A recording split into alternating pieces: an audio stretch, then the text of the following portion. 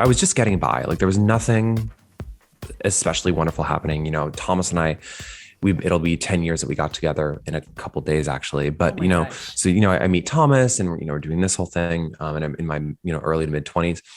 So I had a friend who was a very avid SoulCycle rider.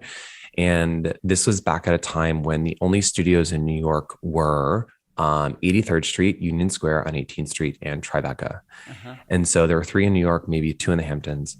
And so I had a friend of mine and she used to go a lot and she asked me to come with her for a solid year. And I said no. And I think it's really important to like backtrack a little bit and say that never once was a fitness person. In fact, have always struggled with my weight, have always struggled with my eating. When I graduated high school, I weighed 265 pounds. No, you did not. Yeah. I really buried the lead on that one, didn't I? Yeah.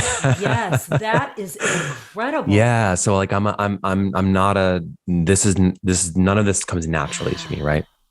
Yeah. So I've always struggled with my weight, always been, up and down on the scale and body image and like all of that stuff. Right.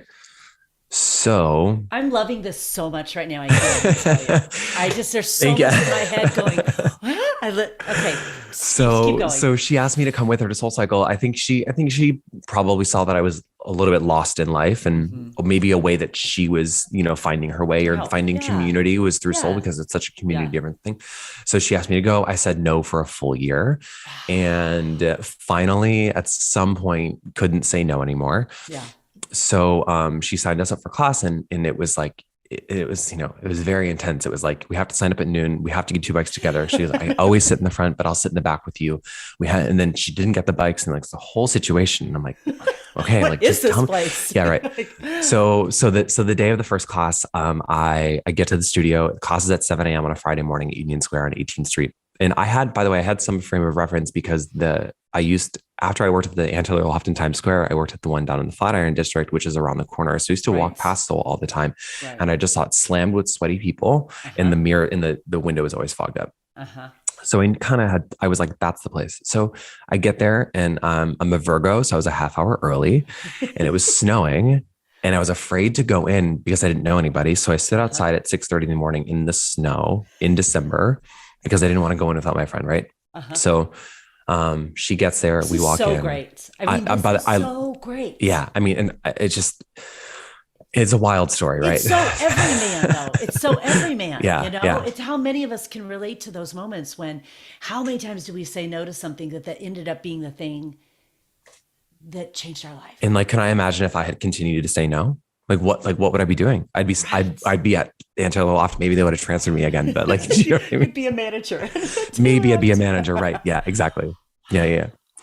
So, I went in, I took my first class and it's so interesting that you call out having this hunch that I had some performer in me because and this makes me emotional. I might cry. The first song in that first class, I remember. So in studio, if anyone, maybe you've never seen, but in studio, the instructor bike's on a podium and at the 4 corners of the podium, there are these uplights. So I'm sitting in the back row with my friend and we're taking Charlie's class. She doesn't teach for Soul anymore, but she is unbelievable at what she does, an incredible trainer.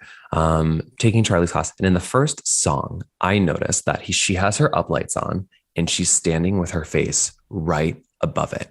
And I think to myself, she's finding her light. And I was like, wait a minute. I was like, and in like the first 30 seconds, I was like, she's performing. It just like dawned. I was like, what is going on here? And then the room moving together and everyone knew each other. And mind you, I cried the whole time. Like I just cried. Physical pain, emotional pain.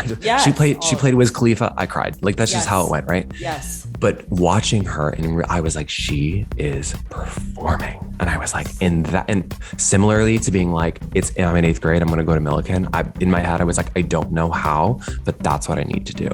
And like, it was literally clear as day in that moment. I was like, I don't know how, that's what I need to do.